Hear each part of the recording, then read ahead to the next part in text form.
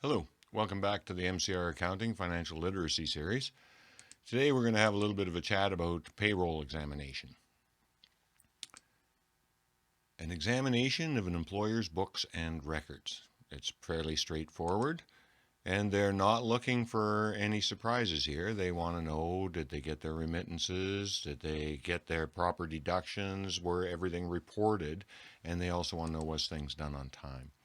There's a couple other things that can trigger a payroll examination. Discrepancies that are noted between perhaps your T4 reporting and your week to week, month to month remittances throughout the year. Maybe the numbers don't add up. So they want to just get to the bottom of that, and they want to verify whether or not proper CPP, EI, and taxes have been paid on taxable benefits. And taxable benefits, people, are getting a lot of people in trouble these days.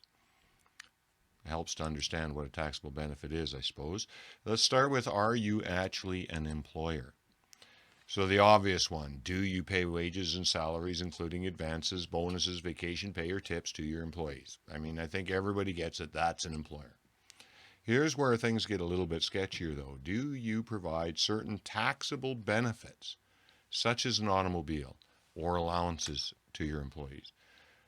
So if your pickup truck was purchased by your company and you fuel it with a company credit card, then that's a taxable benefit. And, if you're saying to yourself, no, that's my pickup truck, how can it be a taxable benefit? It's not. We just had that discussion. Your pickup truck is either owned by and paid for by the company or owned by and paid for by you. It cannot be both. So if your truck is in the company, and there's a lot of good reasons why it might be, it's a taxable benefit. Therefore, you're an employer and the employee.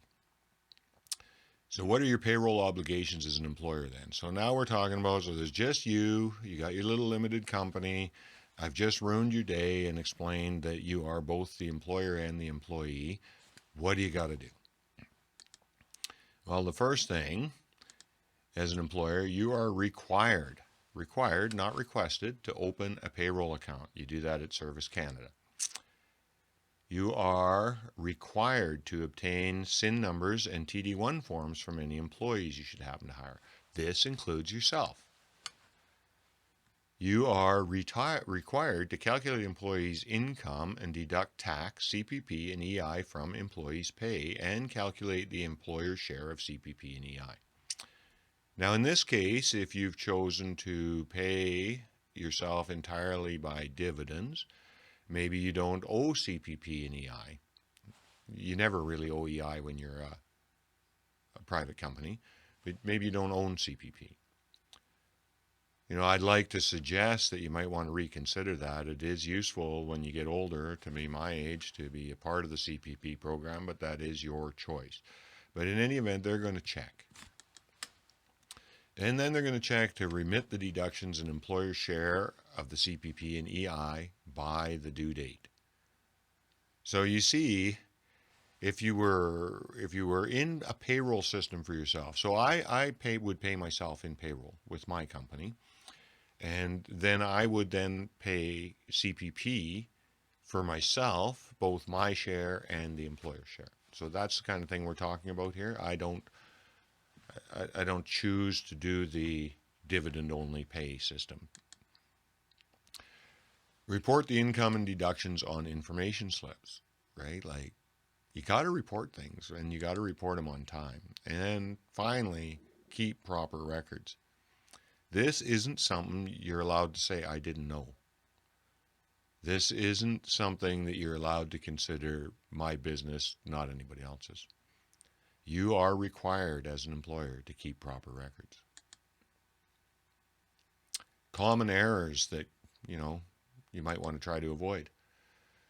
Failing to make remittances by the required date. I don't know. I'm probably going to say it a lot in the course of this series, but the CRA really, really is fussy about their due dates. And if you really want to keep yourself out of trouble, you'll respect that.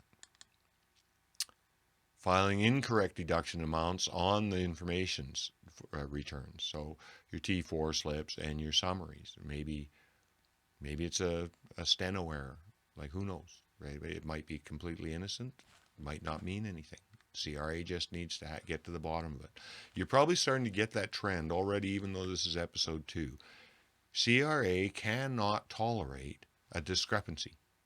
It's in their mandate that everything has to be ironed out. You're going to hear it again and again and again in these sessions that they can't see an anomaly or an irregularity and let it go past. They won't ever do that. Don't ever dream that they're going to do that, because they won't. If you're failing to report taxable benefits or incorrectly reporting them. And this can most of the time be quite an innocent thing. There's a lot, I just talked about your pickup truck a minute ago. A lot of people just are not realizing what a taxable benefit is. Your tax professional and your accounting professional can help you understand those things. The books and records that are included, but not limited to, when they call you up for one of these things. And I'm including this slide because some of you might be a little surprised about what is and is not your private business. Your bank deposit slips and your bank statements, you have to provide them if they ask for them. You have to provide the canceled checks if they ask for them. Your financial statements, your ledgers and your journals, your contracts. I know a lot of people squirmed when I said that, but they have the right to examine your contracts and know what is in there, and you have to comply with it. Your cash register slips, right? I mean, that's fairly straightforward. If your cash register is telling a different tale than what you're recording in your ledgers, it's going to stand out right away if they call your slips. Your vehicle logbooks. So we talked about your pickup truck earlier, and maybe you're going to go ahead and you're going to try to claim this is not a taxable benefit because you'd never ever use it for anything but work. Or maybe you're going to try to claim, some percentage of that, or whatever you're going to do if it's involving a vehicle. Whether you're trying to claim legitimate vehicle expenses or not, keep a vehicle logbook. This did not used to be as important as it is now. But currently, if you get in a fight with the CRA over a vehicle and you don't have a signed, dated logbook, you're not going to win. You need to have a minute book and a director registry. Does everybody understand that? I know a lot of one-man show companies like my own that, I'm going to have minutes between me and my wife and list a directory. So there's really nothing to doing this. It just needs to be on file in your business file. I have a minute book and I have a director registry. You need to have that too. It might just be a list with listing yourself and your wife as directors of your company, right? Might be more than that, might be just yourself. Your accounts payable and your accounts receivable ledgers. People really don't like to give this kind of stuff up, but you do not have any choice at this point. So the process when you're called up for a payroll assess. An officer will call or send a letter to either set up an appointment to come and sit with you and do this stuff, or request that you send the required books and records electronically. Might be more common, hard to say. There's a lot more officers out on the street nowadays than there used to be. The officer will advise what books and records they need for examination. So just like when I talked in the last episode, if you do not have one of the things they're asking for any reason, ignoring it is the absolute worst thing you can do. The things they're asking for, they have every expectation that you do have, and you will definitely need to have an explanation for why you don't have them, and you may need to create them. Often enough, it comes as a surprise to people, this minute ledger thing, and you might just have to create that if you were unaware of it. The officer then is going to examine the books and the records, and he's going to compare this to that and that to this, and he's going to come to some conclusions. Once he does so, the examination officer will provide you with a copy of the payroll examination statement of account. This is important. You make sure that you get this from him before he leaves. Explain the examination's findings, including any required adjustments to the amounts or the T4 slips. Ask questions. Take advantage of this. He is obligated to explain it to you. You need to make sure you understand what's being explained to you. Explain your payment options and requirements for any amount owing. So they are going to tell you right here and now that if you owe money and that you need to pay it, and your due date is now. What they're not going to do is have you meet them, out behind the corner store with a handful of iPhone cards again. The CRA, Service Canada, they never do that, right? People do not come from the government and take money from you by meeting you at your bank or any other such place. So if an assessment is required, and that is, the negative, call it the negative outcome of one of these, they decide things are not in order and they're going to do a new assessment, that will be sent to you after the CRA has finished processing your review. But keep in mind that I told you've already been told what you owe. Okay? So the notice of assessment itself is all about discrepancies identified during the examination, and it may result in assessments or reassessments on the employer's account. Those assessments could affect employees' personal tax accounts. So again, if we're back to just talking about the one-man show, my screwing up on the company side of me could very well also cause a screw up on the personal side of me, right? So that'll have to be adjusted. And of course, if we're talking about other employees, then that applies to them as well. Here's the important part about this. In such cases, it is the employer's responsibility to provide the employees with additional or amended T4 and T4A slips. Now, again, if it's just me and I'm the employer and the employee, that's going to happen fairly obviously.